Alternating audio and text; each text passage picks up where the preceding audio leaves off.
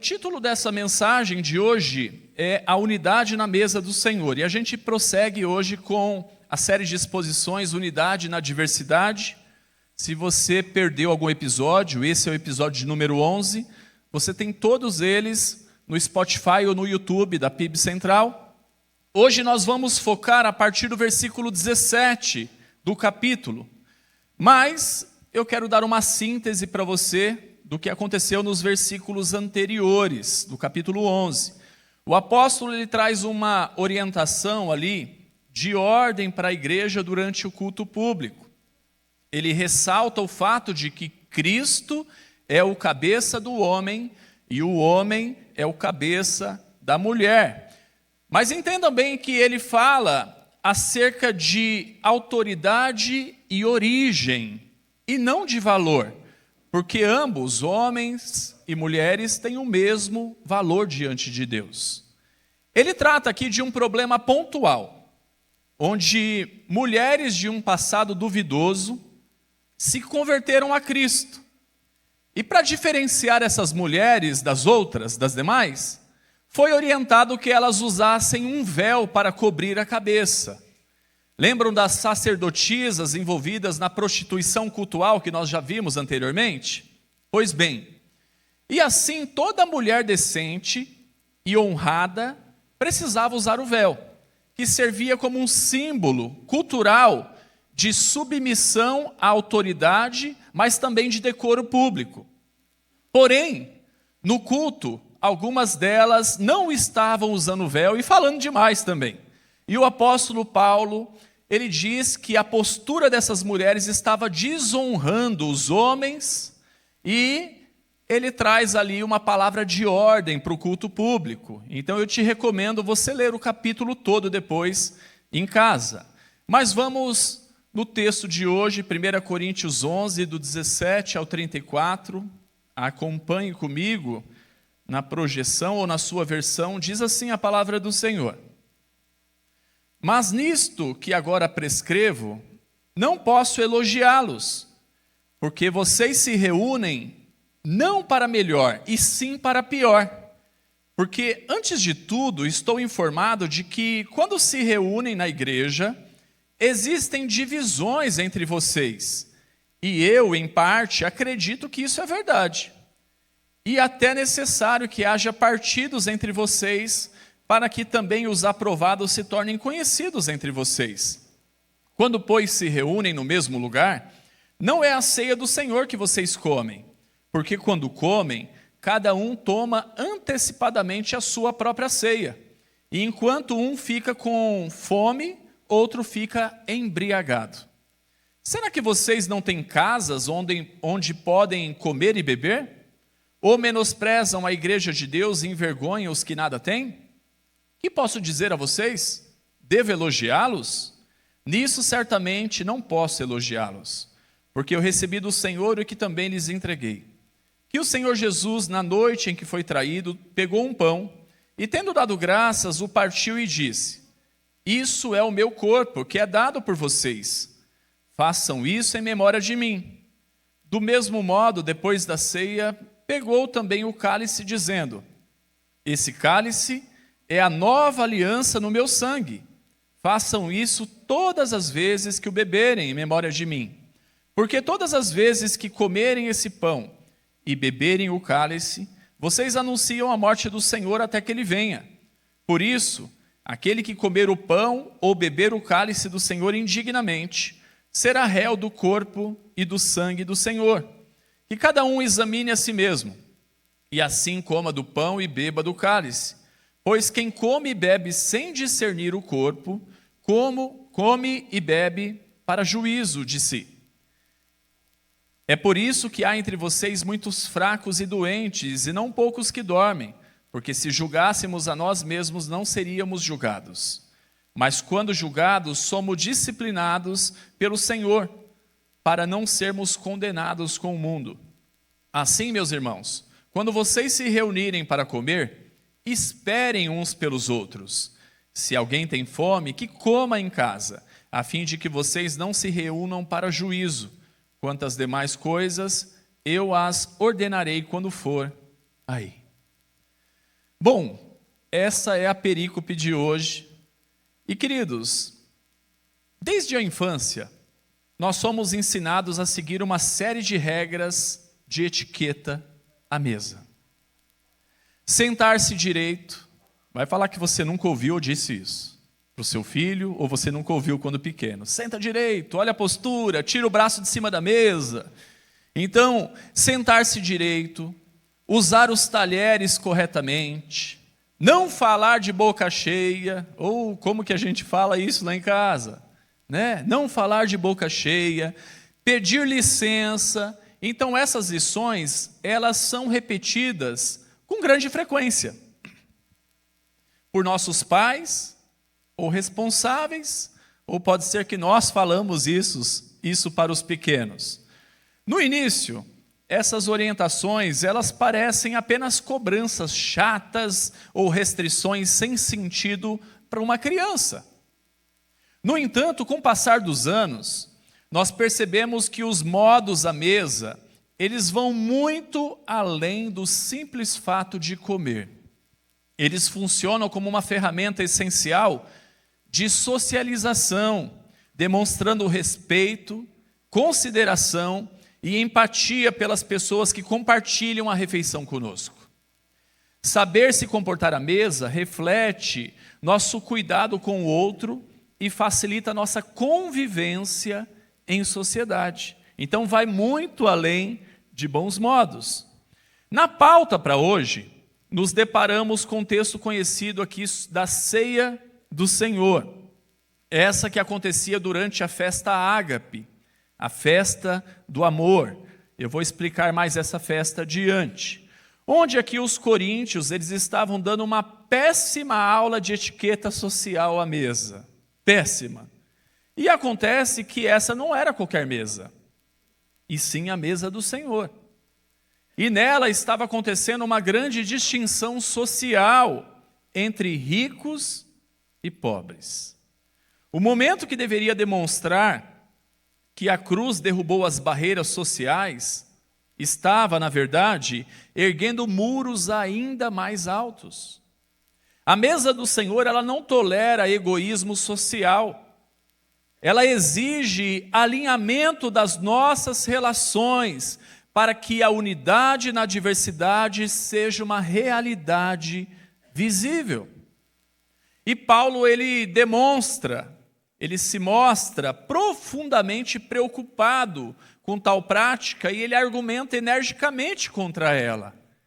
Eu quero te convidar a refletir sobre a mesa do Senhor, um lugar onde Deus ele rasga os privilégios do mundo para nos ensinar o verdadeiro significado de unidade. E nós vamos entender isso melhor a partir de 3 pontos. O primeiro ponto, o diagnóstico, a riqueza que divide e humilha, baseado nos versículos 17 a 22. Versículo 17 inicia dizendo: mas nisso que agora prescrevo, não posso elogiá-los. Porque se você pegar o versículo inicial, os versículos iniciais do capítulo, ele começa ali fazendo o elogio. Aí quando ele chega aqui, fala: mas nisso eu não posso elogiá-los. Porque quando vocês se reúnem, isso não é para o melhor, e sim para o pior. Bom, o apóstolo Paulo, ele começa dizendo que as reuniões daquela igreja faziam mais mal do que bem. Você consegue imaginar isso? Falar: eu vou para a igreja, só que eu volto da igreja pior. Essa reunião, ela fazia mais mal do que bem, por causa das divisões que ali aconteciam. Eles se reuniam, mas não havia harmonia no meio deles. Não tinha harmonia. A situação era séria. E o apóstolo Paulo, ele não está aqui simplesmente tecendo alguns poucos comentários acadêmicos, mas ele ordena que se corrija tal prática. O culto deles não estava centrado em Deus, nem era sensível ao próximo. Tudo girava em torno deles mesmos. De tal maneira que quando eles iam para a igreja, eles não adoravam a Deus e nem serviam o próximo. E ao voltarem para casa, eles voltavam em estado pior. Você imagina como que isso é sério? Eles cultuavam a si mesmos. Então eram louvores, era uma prática totalmente egoísta, centrada no eu. Eles buscavam a satisfação do próprio eu. A gente tem que tomar cuidado porque tem muitas músicas do tempo moderno que são centradas no eu. É eu, o nosso sumiu, a comunidade sumiu, o outro sumiu. E a glória de Deus, então, nem se fala. O apóstolo, ele diz que foi informado que havia xismata, a palavra do grego, que significa divisões, dissensões entre eles, no versículo 18. E essas dissensões, elas se intrometeram na celebração da ceia do Senhor, que é o momento sublime do culto a Deus. É um símbolo onde nós encontramos a nossa identidade na ceia do Senhor. E queridos, essas divisões aqui não se tratavam de divisões doutrinárias, não era isso não. Mas eram de rupturas relacionais causadas pelo status social dentro do ambiente de culto. Era isso que acontecia. E agindo assim, diz o apóstolo Paulo, não é a ceia do Senhor que vocês comem, no versículo 20. Não pode ser. As desordens, elas lhe deram um caráter diferente, não era mais para o Senhor. Você imagina se encontrar e você cantar para a parede, e você comer, celebrar e olhar para o irmão, mas na verdade você não está vendo nada além ali, como se você tivesse com um grande espelho na sua frente. E esse é o culto que aquela igreja estava oferecendo. Bom, como eu disse, a ceia acontecia durante a festa ágape, ou a festa do amor. E como que era essa festa? Bom, essa festa ela não era apenas como é conosco, que a ceia é uma refeição simbólica, porque eu tenho certeza que quando você come aqui um pedacinho de pão e você bebe um pouquinho do suco de uva, você não mata a sua fome. Então não era assim que acontecia. Então como que acontecia lá? Era uma refeição de verdade. Era sobretudo um ato de amor aos membros mais pobres da igreja. Uma oportunidade para os cristãos ricos repartirem um pouco dos seus bens materiais com aqueles que são mais necessitados. Por quê? Porque cada um trazia o seu melhor. Era uma espécie de ajunta-prato. Então cada um trazia suas finas iguarias ou aquilo que tinha em casa, colocava tudo na mesa e eles iam partilhar dessa festa do amor. Então era uma oportunidade onde pelo menos uma vez, de tempo em tempo, o pobre poderia desfrutar de algo bom, porque ele não tinha isso. Então trazendo toda a igreja o seu melhor para essa festa do amor, então o pobre poderia desfrutar disso, falar, nunca comi isso, que coisa gostosa, como que isso é bom. Mas os coríntios ricos, eles estavam transformando a ceia em um banquete privado, humilhando os necessitados e desrespeitando a eclesia, a igreja, a assembleia dos chamados por Deus. Os ricos, eles se isolavam e comiam à vontade as finas iguarias dos seus próprios banquetes que traziam de casa. E o texto vai dizer que eles bebiam até se embriagarem. E é assim que acontecia.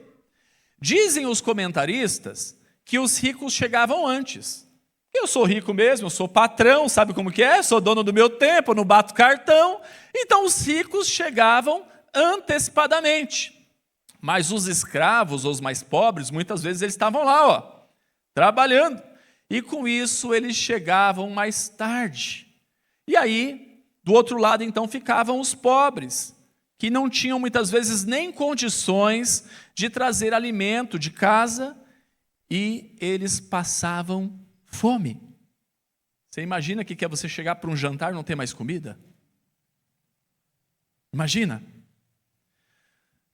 Pense, os irmãos da diaconia, eles chegaram aqui bem mais cedo.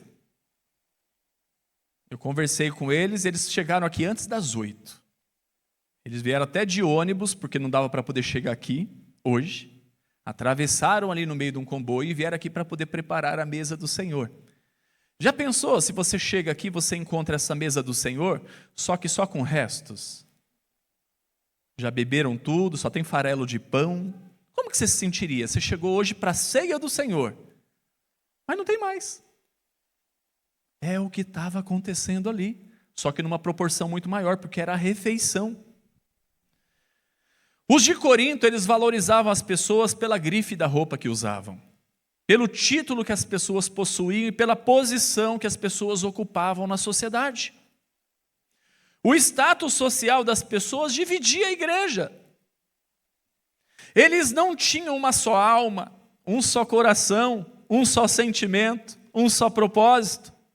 Havia ajuntamento, mas não havia comunhão.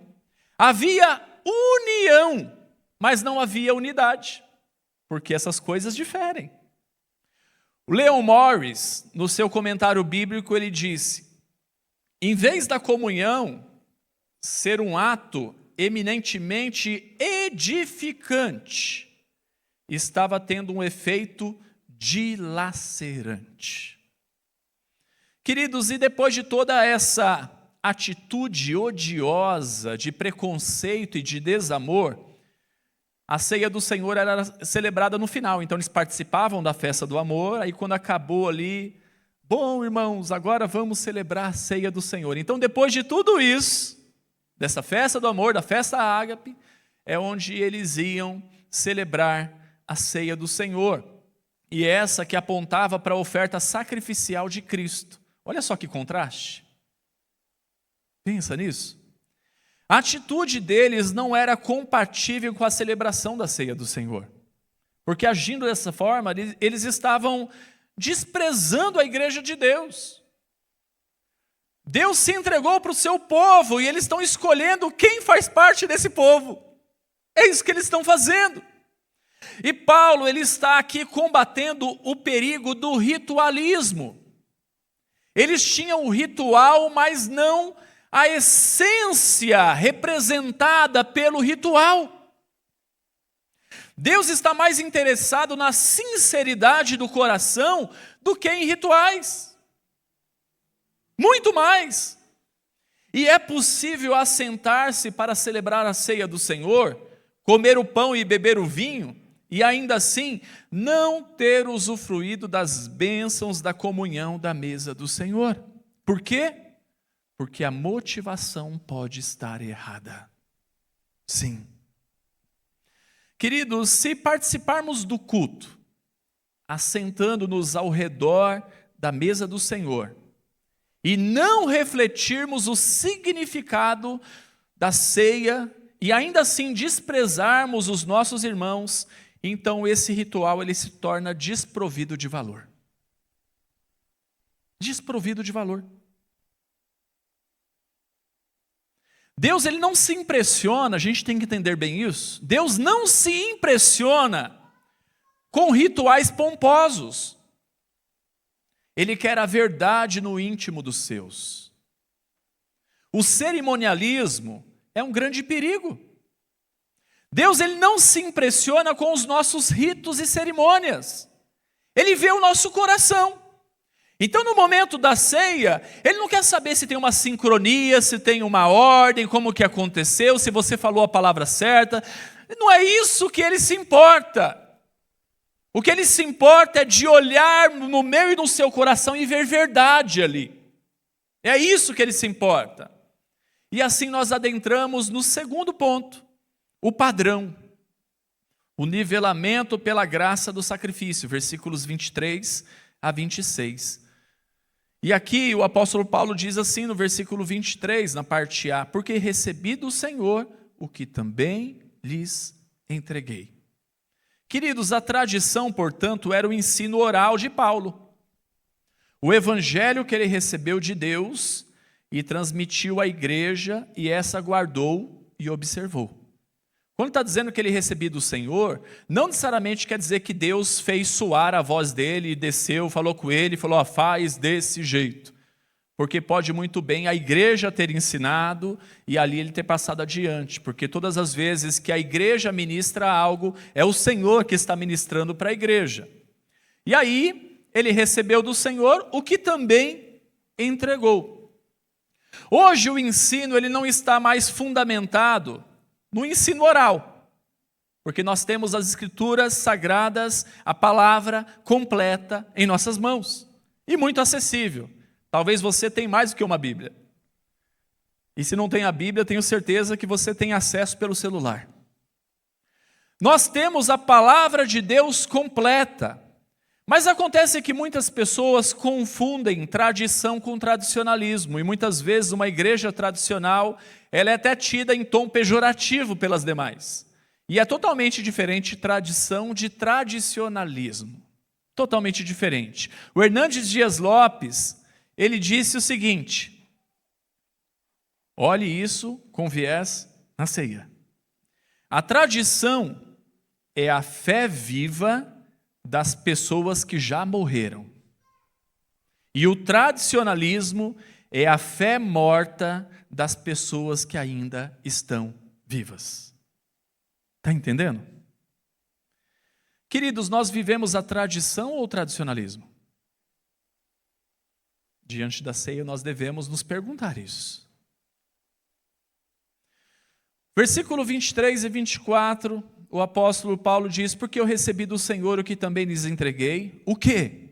Que o Senhor Jesus, na noite em que foi traído, pegou um pão, tendo dado graças, partiu e disse: isso é o meu corpo, que é dado por vocês, façam isso em memória de mim.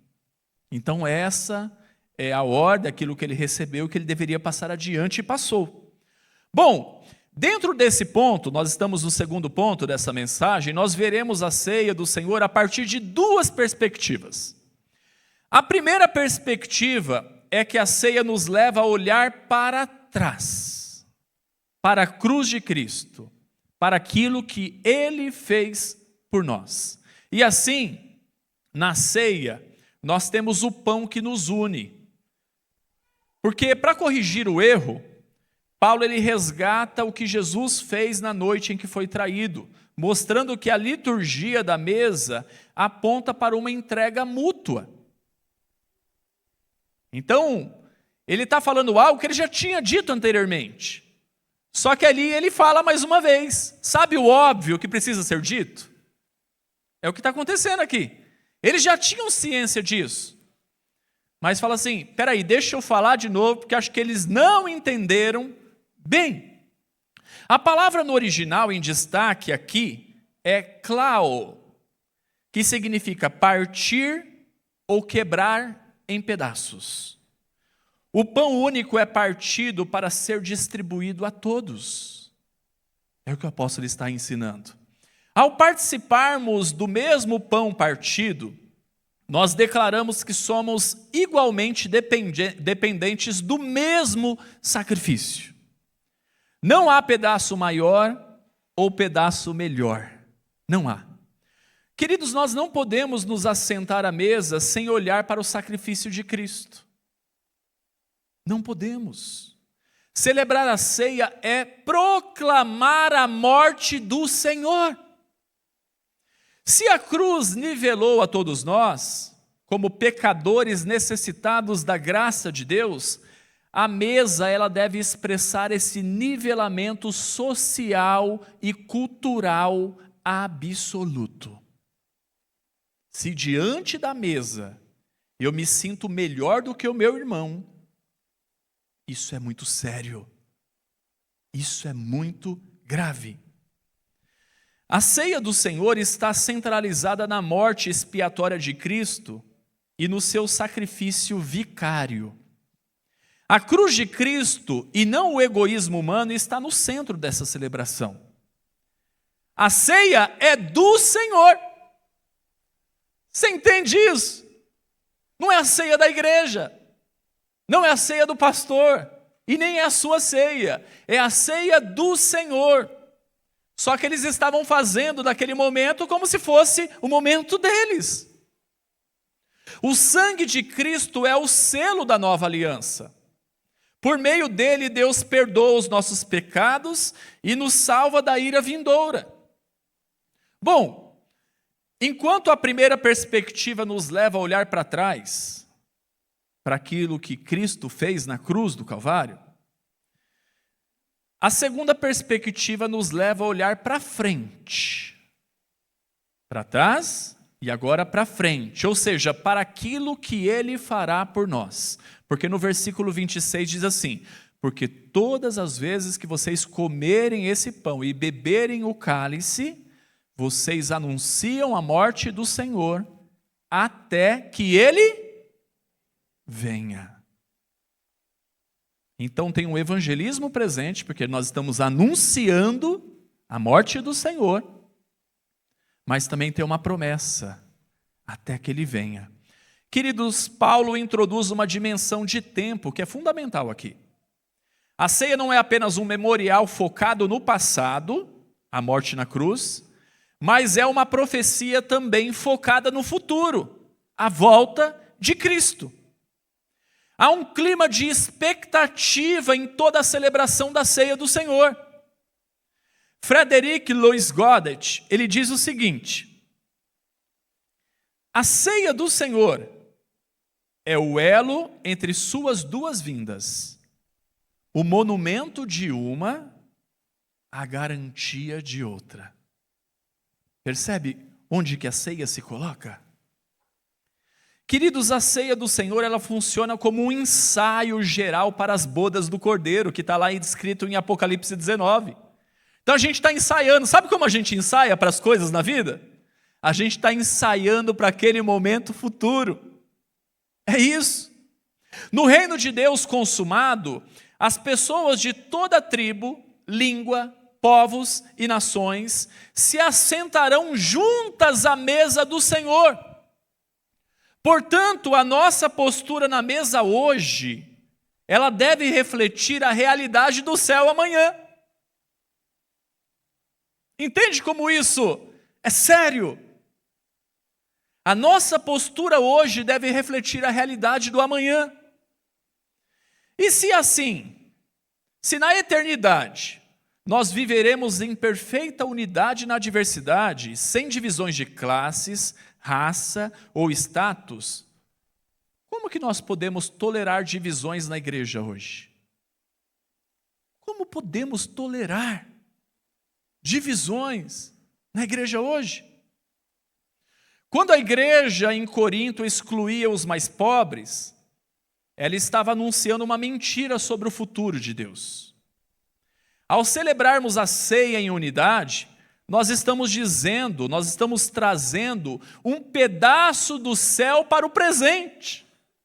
Você entende quando a palavra do Senhor vai dizer que o reino de Deus já está no meio de vós, que ele está dentro de vós, que o céu já é uma realidade? Então, quando nós celebramos a ceia do Senhor, nós estamos trazendo um pedaço do céu para o presente. Nós olhamos para a mesa e hoje nós dizemos o seguinte: olha como isso é sério. Jesus morreu por todos nós. Nós somos um só corpo agora. E nós comeremos juntos, desde agora e para todo e sempre. É isso que nós fazemos quando nós participamos da mesa do Senhor. E assim eu avanço para o terceiro e último ponto. A advertência, o julgamento de não enxergar o irmão, versículos 27 a 34. Versículo 27 diz: por isso, aquele que comer o pão ou beber o cálice do Senhor indignamente, será réu do corpo e do sangue do Senhor. E aqui talvez você se faça uma pergunta como eu fiz também. Indignamente? O que seria participar indignamente? Porque, queridos, ninguém jamais seria digno da bondade de Cristo. É ou não é? Ou você se sente digno? Porque se você se sente digno, você se tornou indigno. Entende? Quem seria digno? Mas nós podemos recorrer àquele que é digno, que é Cristo Jesus. E assim a ceia é o momento propício para nos arrependermos. E então, contritos, comer o pão e beber o cálice.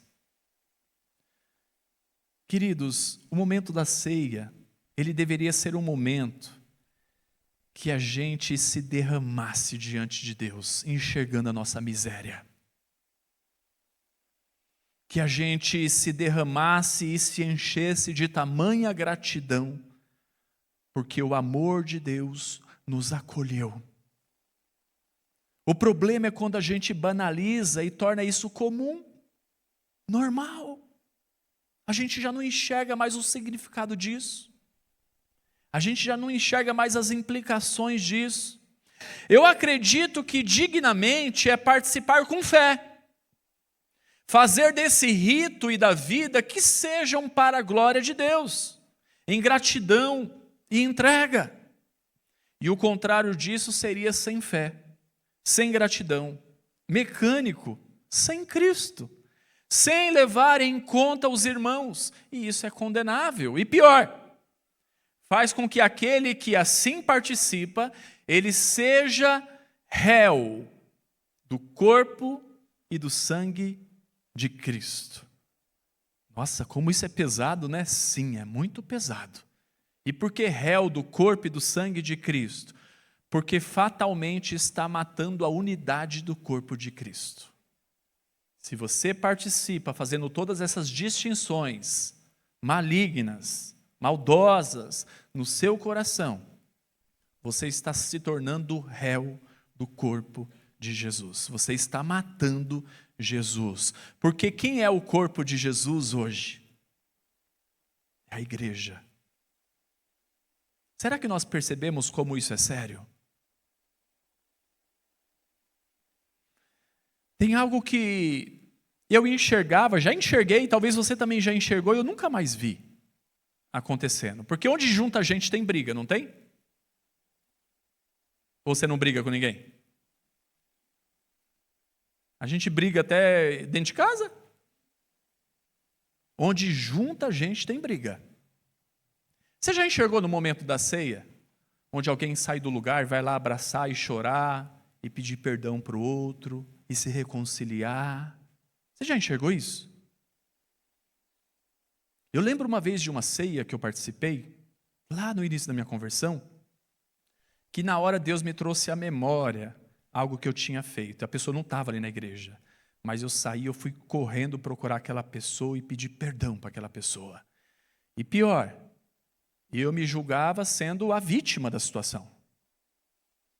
Mas diante da mesa do Senhor não importa. Não importa. Nós precisamos viver essa dimensão, essa perspectiva diante da mesa do Senhor. Isso é muito sério.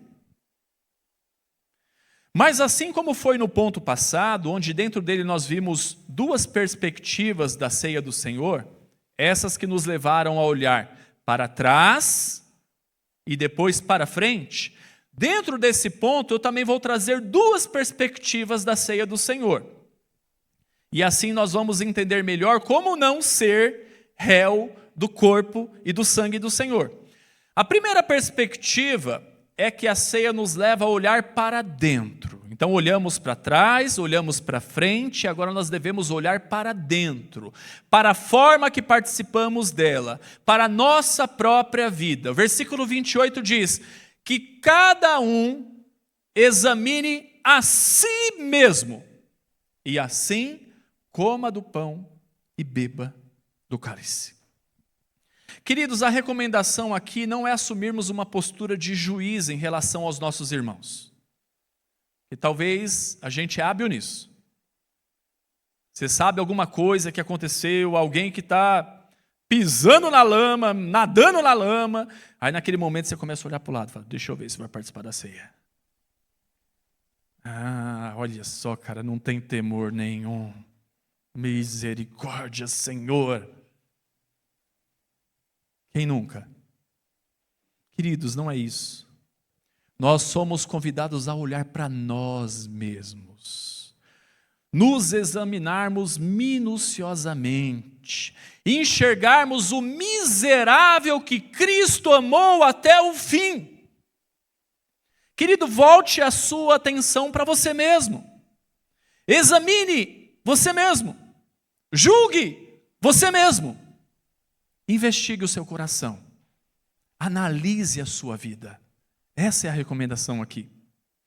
Queridos, é muito importante ressaltar que é digno de observar que o apóstolo Paulo diz o seguinte, que cada um examine a si mesmo e assim coma. Ele não diz assim, que cada um examine a si mesmo e assim deixe de comer. No passado dessa igreja, quando eu já estava aqui, teve um tempo que a ceia do Senhor não acontecia no primeiro domingo do mês. Era surpresa, igual foi hoje para vocês. Porque quando era na primeira semana do mês, tinha alguns que não vinham para a igreja. Porque eu olhava essas palavras, esse peso todo, e falava, não vou participar não. E ainda assim, eu já vi, tá? Eu já vi. Gente que chegou aqui, pum, na mesa do Senhor, pisou para dentro e virou e deixa eu ir embora. Deixa eu ir embora. Querido, você não deve fugir da ceia por conta do pecado, mas você deve fugir do pecado por conta da ceia. A ceia é um momento de arrependimento. A ceia é um instrumento de restauração. A ceia é um tempo de cura, de reconciliação. A ceia é um momento em que devemos aguçar os sentidos da nossa alma para examinar-nos e nos voltarmos para o Senhor. A ceia, nós devemos correr do pecado para Deus e não correr de Deus para o pecado. A ordem de Paulo é, examine e coma. Mas ele continua, versículo 29. Pois quem come e bebe sem discernir o corpo, come e bebe juízo para si. É aqui que é o medo de muitos. Bom, a palavra no original em destaque aqui é diácrino. Ela significa discernir ou avaliar corretamente, fazer uma distinção clara. É isso que ela significa. Sobre discernir o corpo, tem sim o lado do corpo físico de Jesus, que sofreu no nosso lugar. Mas nós precisamos entender também que a igreja é o corpo místico de Jesus. A ceia do Senhor não é como qualquer refeição. Sabe aquela refeição que a gente chega assim e fala, vem jantar, a mesa está posta, estou sem fome. Depois eu como. Depois eu esquento minha comida no micro-ondas. Não, a ceia não é como qualquer refeição. Não discernir o corpo é comer o pão sem valorizar as implicações de que Cristo se entregou para redimir a sua igreja. É viver como se fosse pouca coisa o sacrifício de Jesus, sendo indiferente. É ignorar o irmão que sofre ao nosso lado. É ter uma postura de exclusão e falta de amor para com o próximo. E quem come sem discernir traz juízo para si. Traz. Bom, enquanto a primeira perspectiva desse ponto é de como vivemos a ceia do Senhor, onde nos faz um convite para olhar para dentro, para a nossa postura, a segunda perspectiva é que a ceia nos leva a olhar ao redor. Para as pessoas que participam comigo dessa unidade, que fazem parte do corpo de Cristo. É necessário enxergar que eu não sou o corpo sozinho. E assim, não basta somente a reflexão, eu estou olhando para mim. Então aquele momento que parece que você virou um monge, tão reflexivo que você fica. Não basta apenas a reflexão, é preciso também a ação. É viver na prática, levando o próximo em consideração. Versículo 33 e 34 diz o seguinte: assim, meus irmãos, quando vocês se reúnem para comer, esperem uns pelos outros. Se alguém tem fome, que coma em casa, a fim de que vocês não se reúnam para juízo. A palavra no original em destaque aqui é ekdekomai, que significa esperar uns pelos outros, acolher, dar lugar. Essa palavra que aparece no original. A solução prática de Paulo contra o julgamento é a paciência e a generosidade. Espera uns pelos outros, enxerga, tem mais gente aqui. Você já ouviu isso aí? Quando vai lá e faz lá uma mistura para cada um e você come a sua rapidinho, você quer comer a outra. Ei, seu irmão vai comer. Espera. Espera. Alguns foram até ensinados o seguinte: não, tem um para cada um. Se tiver um a mais, dois a mais ali, você gostou daquilo? Espera todo mundo comer. Pergunta, se tiver visita ainda, você vai comer mais? E aí depois, se ninguém for comer mais, ou se esperou, se sobrou, né? Sabe aquele último pedaço de pizza que ninguém come? Todo mundo está com vontade. Olha a educação, a etiqueta social na mesa. Mas todo mundo vai deixando. Então, alguns são ensinados dessa forma. Na igreja de Corinto, como nós vimos, era costume os crentes trazerem as suas iguarias de casa e comerem fartamente sem esperar uns pelos outros. Então, quando os menos favorecidos eles chegavam, eles só encontravam as sobras. Havia até alguns pobres que passavam fome, segundo os comentaristas. E o que Paulo nos ensina aqui? Bom, a gente não tem mais essa prática da festa ágape, atualmente. Mas nós temos o princípio da ceia. Então, queridos, quando nos reunirmos para a ceia, olhe ao seu redor. Será que a gente tem esse hábito de olhar ao nosso redor? Para os nossos irmãos que estão perto de nós? Você está enxergando o outro? É o que Paulo está dizendo aqui para a gente. Você está enxergando o outro? Enxerguemos que não somos igreja sozinhos. E nesse olhar, questione. Tem alguém faltando à igreja? Querido, não é só o pastor que tem que enxergar isso, não. Nós somos a igreja. Tem alguém que está faltando à igreja? Puxa vida, eu não tenho mais visto fulano de tal. Tem alguém que está faltando na igreja? Porque esse ou aquele irmão ou irmã não está sentado aqui perto de nós. A ceia é um momento de comunhão. Nós somos um só pão. É isso que Paulo deseja que a igreja entenda sobre a ceia. Nós devemos procurar o Senhor e também os nossos irmãos. Nós devemos encontrar-nos com o Senhor e também com os nossos irmãos. Na ceia, céus e terra se tocam. Imagine comigo. Um homem dá uma festa de aniversário para o seu filho. Um dos convidados entra na casa, ele abraça o pai, elogia a decoração, mas ele passa a festa toda pisando no pé do aniversariante, o tempo todo, e empurrando o aniversariante para fora da mesa. O pai não aceitará o abraço de quem maltrata o seu filho, o aceitará. Queridos, da mesma forma, Deus não aceita nosso louvor ou nosso ritual da ceia se estamos desprezando os seus filhos. Se você está desprezando alguém, Deus não aceita o seu louvor. O A.W. Tozer, no livro O Propósito do Homem, Criado para Adorar, ele disse: a mesa do Senhor é o lugar da mais profunda comunhão, mas Corinto a transformou em um banquete do egoísmo. Deus nunca aceitará a adoração de mãos que estão dividindo o seu corpo. Isso é muito sério. Se você está se afastando de alguém, se você está evitando alguém,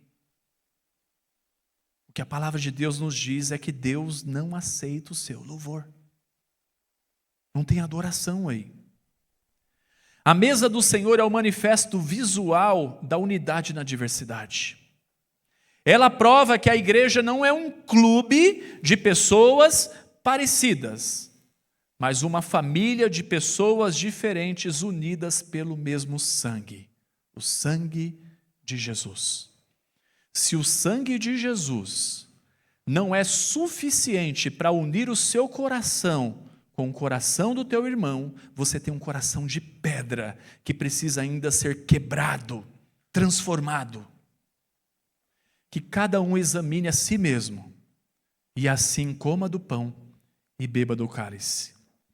Que na ceia que nós vamos fazer a seguir, antes de estendermos a mão para pegarmos o pão, que olhemos para os lados. Existe alguma barreira, preconceito ou indiferença em seu coração contra algum irmão? A verdadeira espiritualidade exige que reconciliemos nossas mesas terrenas com a mesa do Senhor. Que Deus nos ajude. Feche seus olhos.